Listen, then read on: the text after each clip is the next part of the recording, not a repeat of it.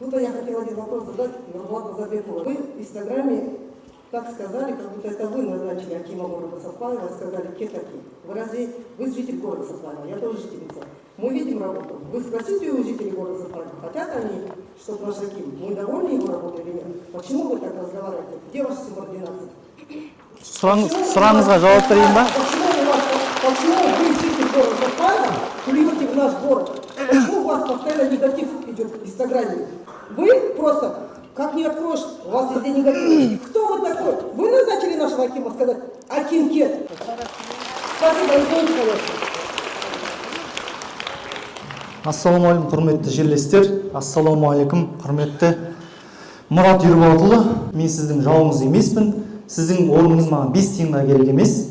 Әр адам болып жатқан проблеманы айтуға міндетті. Шындықты айту қылмыс емес. Соны ескеріңіздер. Сосын құрметті жаңа сөйлеп жатқан кісілер мен атынан. Бұл жер әкімді мақтайтын, жақтайтын жер емес. Қаламыздың проблемасын, шындығын жеткізіп, жоғарғы басшыларға әкімнің жаңағы қаперіне жеткізетін жер деп есептеймін. Бұлай елдің алдында кино ойнамаңыздар.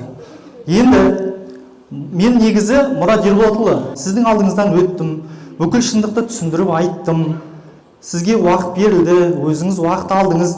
Өкінішке орай міне, әкім болғаныңызға 2 жыл болды, әлі сіз уәдеңізді орындаған жоқсыз. Сосын әкімді мақтау керек болатын болса, құрметті жаңа сөйлеп жатқан кісілер, үйлеріңізге ет асу алып, шақырып мақтаңыздар, үстіне шапан жауыңыздар. Бұл жер шындықты айтатын жер. Ал біз кемшілікті жасыра берсек, не қалады? Ертең осы Мұрат Ерболатұлы кетеді, осы қалада сіз қалатын сіздермен біз ғана. Өтіріктеңіздер, қаншама әкім келді, мақтайсыздар. Конечно, сосын мақтағасын кемшіліктер айтылмайды. Қаламызда кемшілік болса, онда оны жасымай айту керек. Әкімшілік өзінің парақшасында жазып айтып жатыр ғой, істелген жұмыстар. Айтсын, кіммен парақшамды оқығысы келмейді, өтіп кетсін парақшамнан. Менен қателік бар ма? Құдайға шүкір. Құзырлы органдар бар, жазыңыздар. Если мен айтып жүрген сөзім жалған болатын болса, мен әкімшілік жауапқа тарта аламын. Соны ескеріңіздер, бұлай елдің алдында кино ойнамаңыздар. Міне, әкімнің көзінше айтайын, сүйікті аланың проблемасын шешсін, сөз жоқ, біз көшуге дайынбыз. Әкім емес па? Шеше алмаса, орын босап кетсін. Сұрақ қойыңдар. Жоқ. Құрметті Мұрат Ерболатұлы, сұрақ қойшы, қазір. Жауапсаңызшы, өтініш. Айтыңыз. Сен енді мына жерде дауға айналдырып бір жерсің.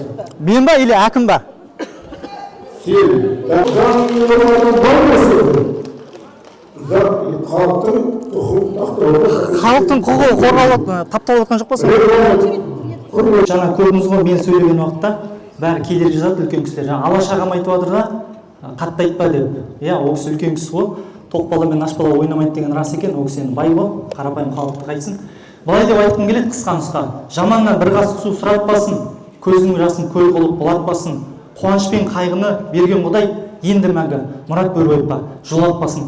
Кім шындығын жоғалтып алса, ақты ақ, қараны қара деп айтудан қалса, яғни сөз басқа, ісі басқа болса, ұлттық қаламдық мүддеге тамыр жібере алмаса, пенделігі тек өзін емес қоғамында алдаса, ондай ақынның да, ғалымның да, саясаткердің де мазмұны даңқы далбаса.